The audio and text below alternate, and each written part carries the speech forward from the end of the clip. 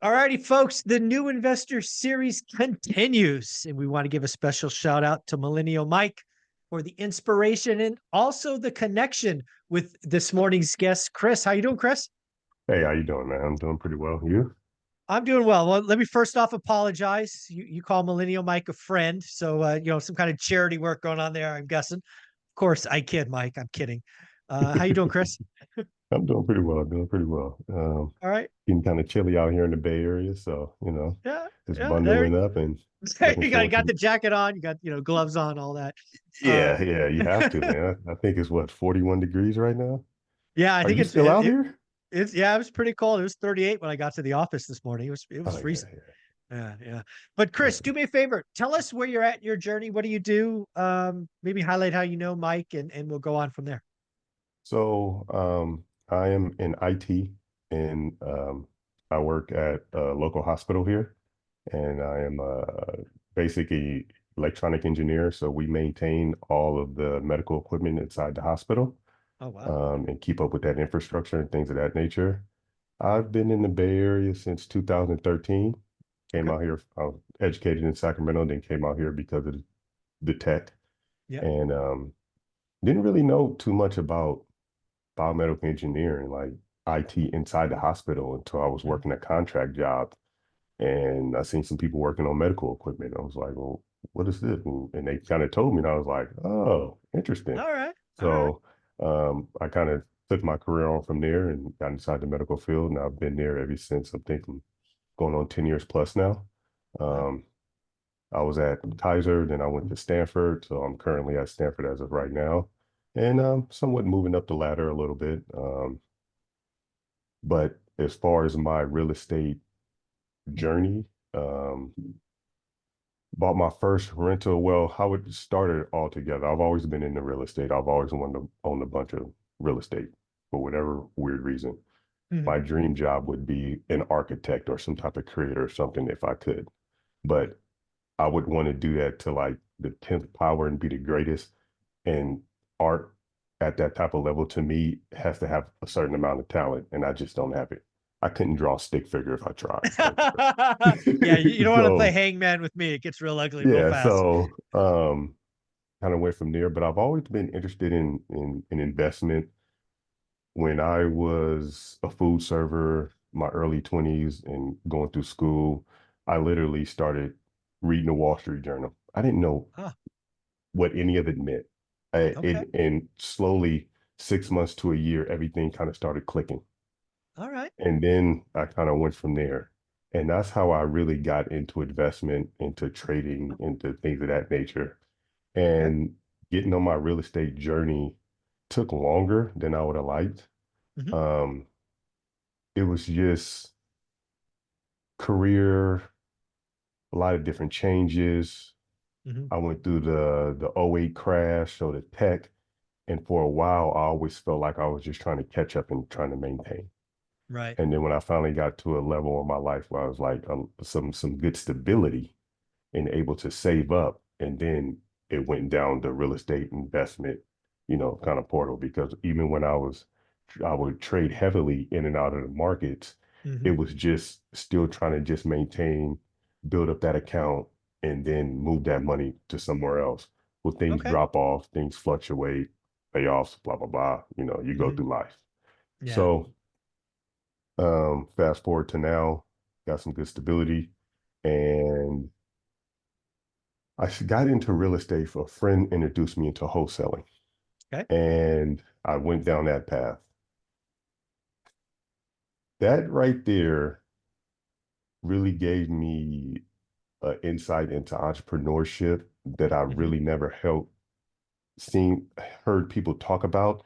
Okay. Is being a good entrepreneur, what you're doing, it has to be you, Mm, right? Something in agreed. you has to be a part of you.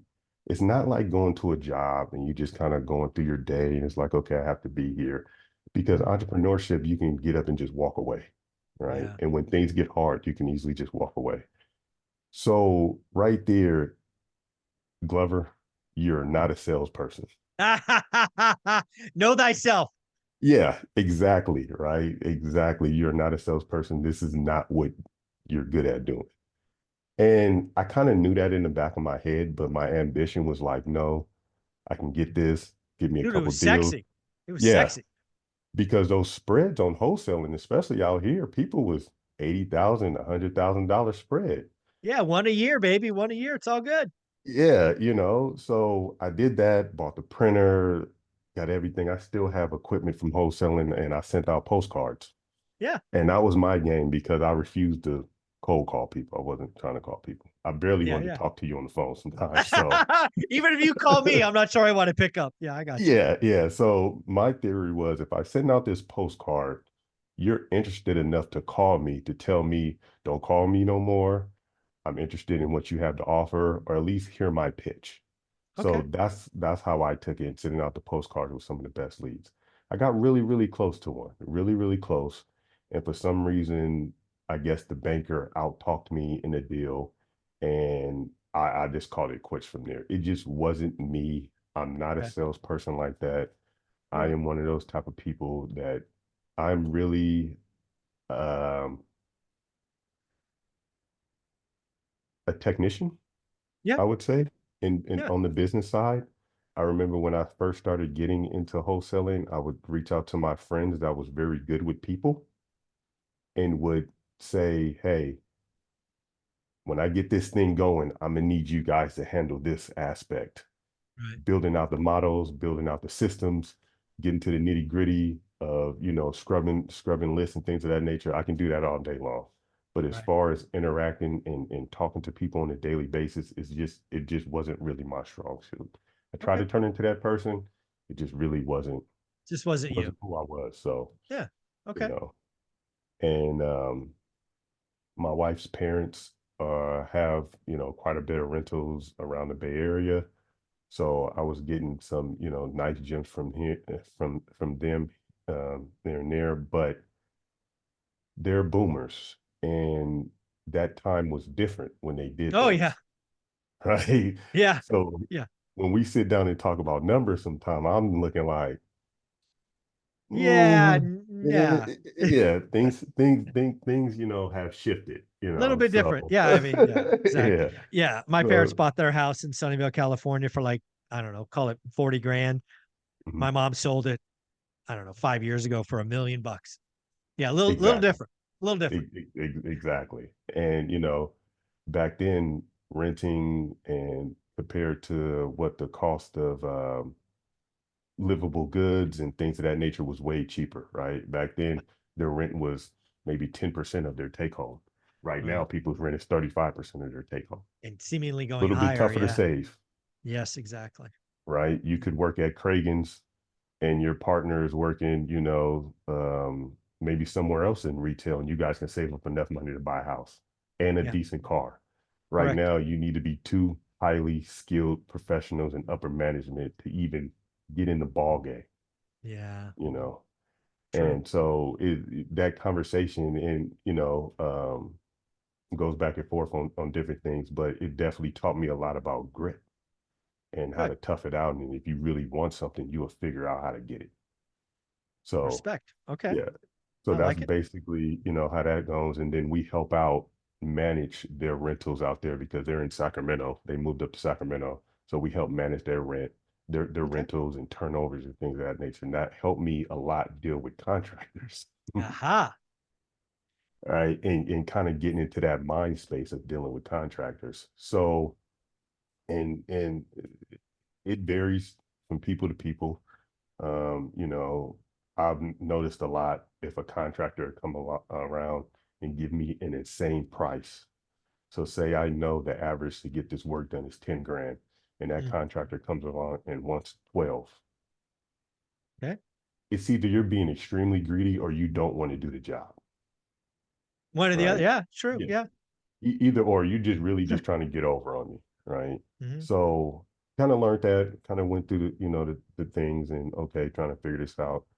And then from there, I started looking at long-term rentals. I'm from Sacramento, Okay. and this is where I was going to This is where I was going to start investing at. So we came real close in Sacramento about 3 years ago to Okay. buying a duplex.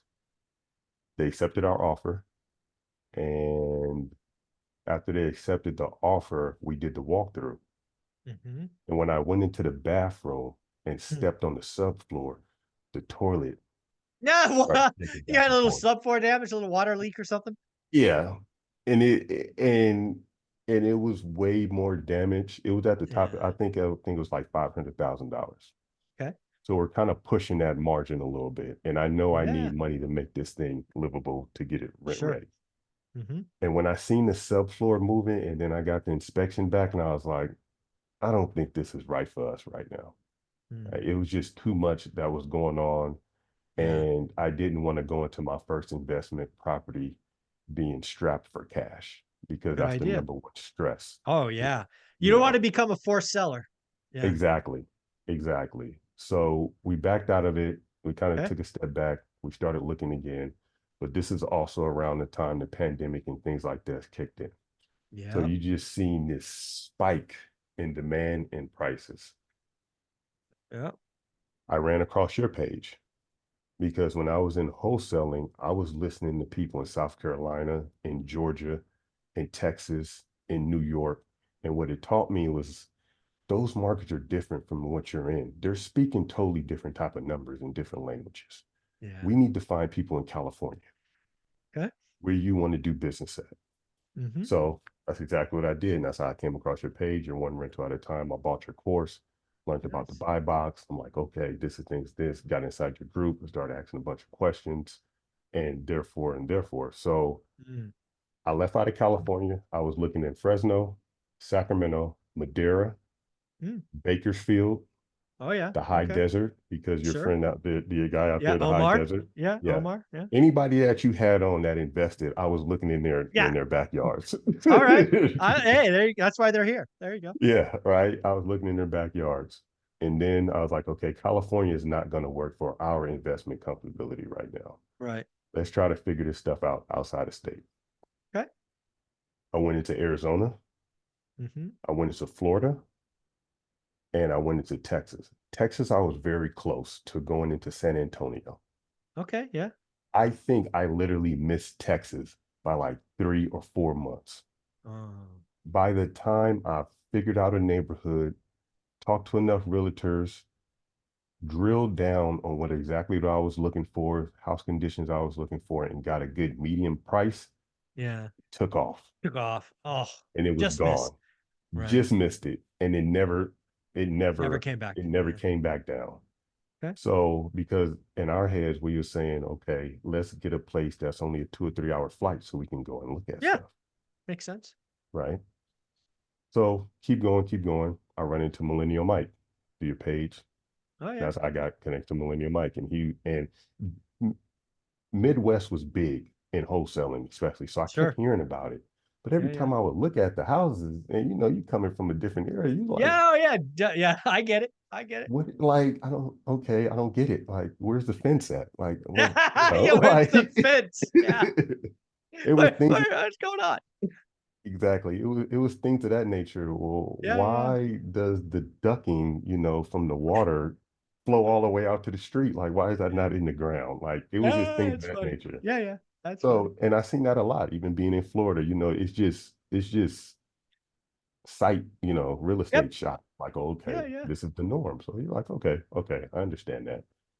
So started following a lot of what Millennial Mike was doing, All right. and he kept talking about Indiana, Yeah. Indiana. Sure. And I went out there to Gary to Indiana and met up with his Ah, I realtor. got on a plane. I like it. Yeah, yeah. Me and the wife, we went out there. Oh, oh, And me and the kudos to wife you. went out, yeah, went out there and met up with the realtor. With a realtor, she showed me around some areas, and it just wasn't us. It just Okay. wasn't, something wasn't sticking right. And I was just like, okay, it's nice, blah, blah, blah, blah, blah. So take you back a little bit.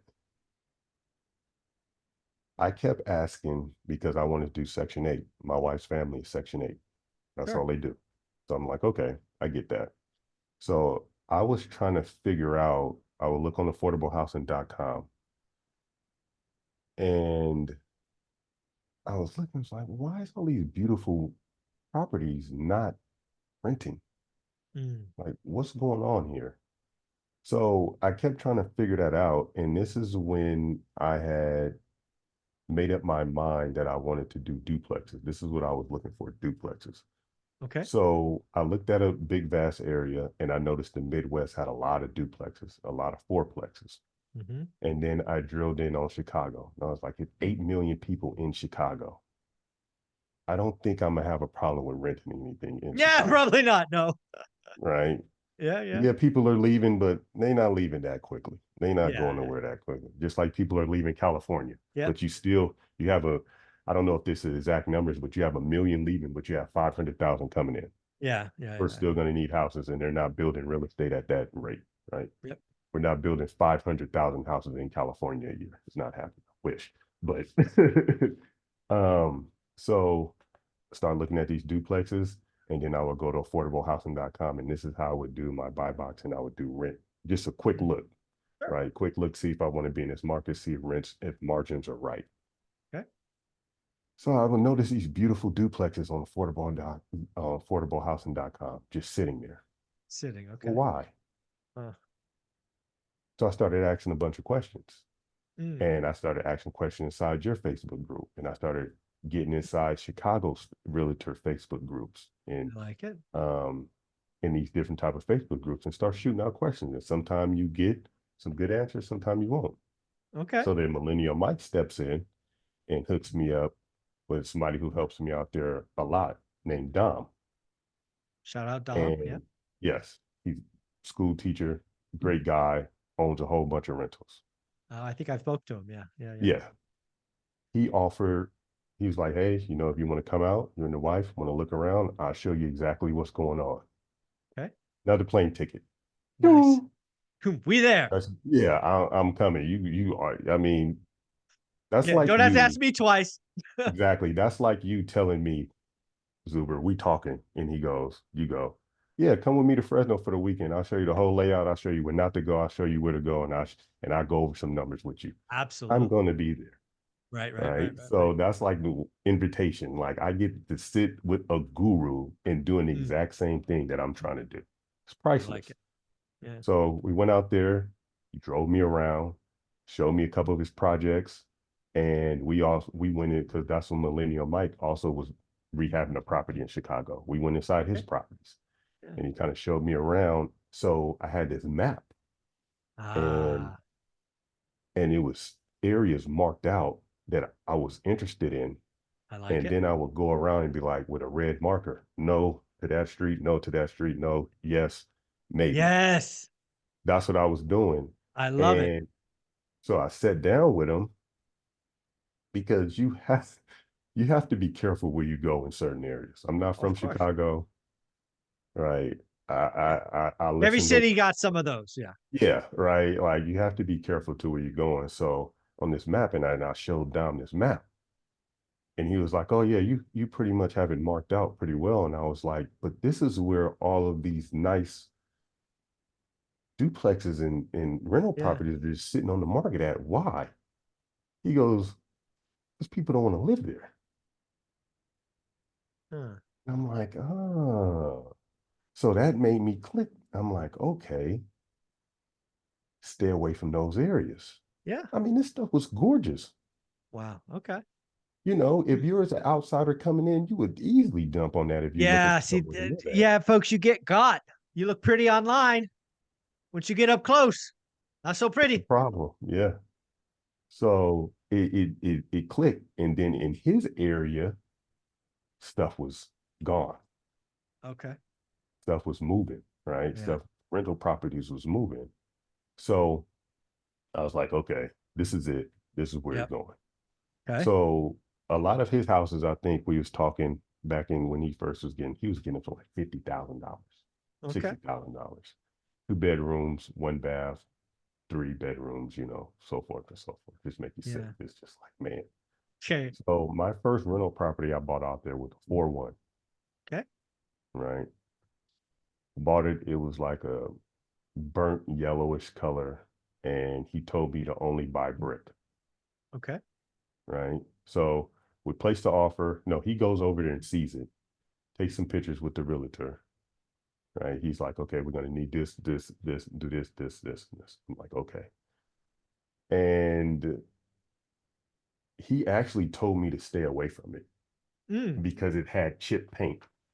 okay. And in Chicago, Section 8 won't rent to anybody with a kid under 6 if it has exterior chip paint.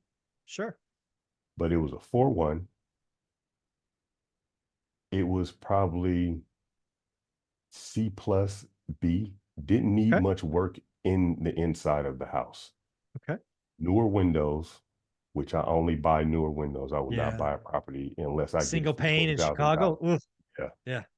I No. need newer windows. I'm not going through that again. I mean, I won't go through that. I've seen that it's a mess. Yeah, that movie's ugly. Yep. Yeah. So we and I was like, dude, this is a good deal. This is like I may have to go against Dom's word. I was like, Mm. oh no, I don't pass. This is a No, 4-1, no. right? So Okay. the sellers wanted 115 for it. I Okay. offered them 90. Oh, Taking the so far page I out of like your this. taking the Oh page yeah. out of your book. Disrespectful. There you go. Because when Why it not? comes down to it, yeah, I don't care about what you want for it. It's what somebody's willing to pay for it. I can care less Bingo. about what you want for it. It's what somebody's willing to pay for it. That determines the value of a product and a good. And Mm, if you get deeper with that, it also goes down to it's in the eye of the beholder, the mm, eye of the beholder, if that value is there. Some people love absolutely. Louis Vuitton. I think it's Mm. crap, Oh, it's ugly. right? Yeah.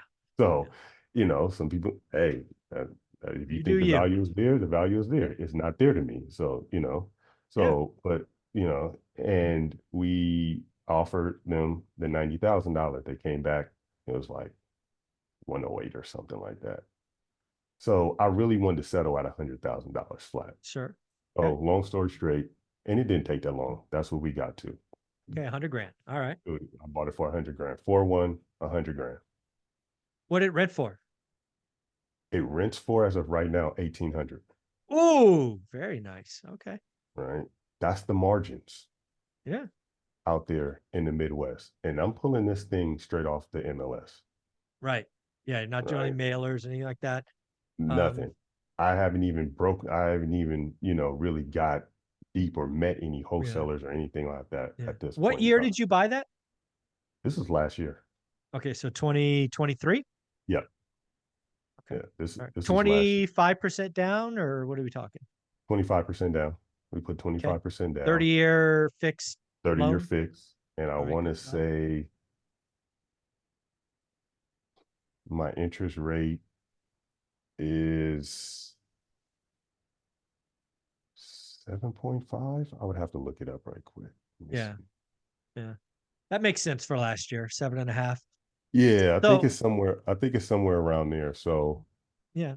setting aside 5% for damages, maintenance, 10% for property management, and Mhm. then another 5% for vacancies. I am walking net $500. That's great. And then in a couple of years, when rates go down a little bit, you refi, you just do rate and term, payment goes down again. It's Right? not a And bad deal. also, they did about 6 months ago for the affordable housing HUD rent increase. So Ah, I'm supposed to be at 2 grand okay. All right. when I read when it comes to term again, Sure. right? So There it's you supposed to go. be around 2 grand. And I don't even care if I don't get the whole 2 grand. You give me an extra $100, I'm happy There you go. I like it. because $500 is a win to me. When you was telling me when you first came out, you was cutting even at 250 Yeah, exactly. Yeah. on much more expensive property, Yep. right? Yeah. So So I would take that as a win. What you get out here dealing in California compared to the Midwest is the equity grows way more, correct. but it's more easier to cash flow, in my opinion, in the Midwest. Oh, no doubt. Absolutely right. Yeah. So You got my thing, cash flow cities and appreciation areas. yeah. Yeah. So my biggest thing was I need cash flow. I need cash flow now so I can reinvest and go on Right. and use the money. I don't plan on selling. Yeah. If equity if equity, if I was a seller, you know, and held stuff for 4 or 5 years, 10 years, then equity would matter to me more. But I don't plan Yeah. on selling. I plan on passing it down to the kids and, you know, things of Yeah. that I nature. like that. So as long as the rents keep going up, Yeah. it really didn't matter to me at this stage in my investment career. That So, is awesome. Well, and Chris, you've been through so much over these years. Congratulations on getting that first deal. Did I send you one of these cards? I forget. no, no, I Oh, didn't. I come don't on, even dude. think I Reach said out. I need to anything. mail you a Yeah, card. Come on. yeah, I know. I get on there and send you a message with my address. But yeah, There you go. I don't even think I Well, said anything. I forgot all about that. oh, come on. You guys a lot of hard work. That's a lot hard. Yeah. This has been a lot of fun. We go about 25 minutes or so. What kind of wrap-up advice do you have for somebody that's thinking about getting started? Maybe they're in an expensive area like the Silicon Valley. Just what's some kind of words of advice you have, Chris? Networking, Yeah. networking. You know, try to get with people that is doing what you're doing and have your same energy, and do a lot of research. Turn into, you know, a student of what you're trying to do. Also, people get scared of YouTube University, but Mm, what they don't realize about YouTube University is you just have to know what what yeah. you're talking about. And once you really figure out and pick up on the lingo, you can really easily tell whose video is going to be BS. And one Mm. of the biggest gems I can give someone is watch people with low sub numbers Ah, yeah. that are not all fluff, don't have the bunch of glamour. Yeah, it kind of used to be because it's eye candy. You want to go to that person that has, oh, they must be know what they talking about because they have Yeah. 1 million subs. In a lot of those videos, they only give you maybe 1% of a gem. If you really Oh, yeah. pay attention to those videos, and this 10-minute video, the first 5 minutes, they're really talking about nothing that you can apply. Yeah. Yeah. So try to pay attention to people like that and try to get close to these people, talk to them. If they're offering help, take it. Millennial Mike came on your show and said, you can find me on Instagram. I found He's him on Instagram. That's he's a exactly good what I dude, did that guy. and wrote him a message. That was it. Oh, that's awesome. And I think me being diligent and kept asking questions inside the one rental at a time Absolutely. Facebook group led him to give me the lead to Dom, I'll guarantee you. Yeah. right? He vetted Me you. kept asking him the questions. He's like, okay, this guy, he's not playing around. Like he's legit. He keeps coming up with good questions, things of that nature. I was in the lumberjack. I'm always in the lumberjack lives, asking different Yeah. questions and things of that nature. So you have to ask as many questions as possible and try Yeah. to find good Are groups, we you are we know. going to see you in Vegas in like 40 days? No, I'm not gonna make it. I'm not gonna Oh, make it this time. Yeah, all I right. All tried. right. I couldn't fit That's it okay. into my schedule. That's all Um, right. Next time. I have two, yeah, two young kids, and Oh, of it's just course. hectic right now. No, I gotcha. So that's pretty much, you know, That's awesome. yeah, where it's at with the investment journey now. And right Cool. now we're focusing on that kind of a primary property out here. Hmm. Nice. Yeah. Um, Crazy. yeah. I just like, okay, just deal with it and get it over with as quickly as possible. So I've really been, you know, There you go. sharpening my skills on figuring out how to buy properties with little to no money down, Hmm. subject to seller Sure. financing, Yep. and doing some networking out there in the Midwest in my areas of, you know, where I want to Yeah. be at, and focusing on that aspect because of as of today, our money is, you know, tied up in purchasing our primary property. I So got you, Chris. Well, Chris, thank you very much for doing this. Shout out Millennium Mike for the introduction. yeah, I appreciate both of you. Have a wonderful weekend. okay, you too. Thanks, buddy.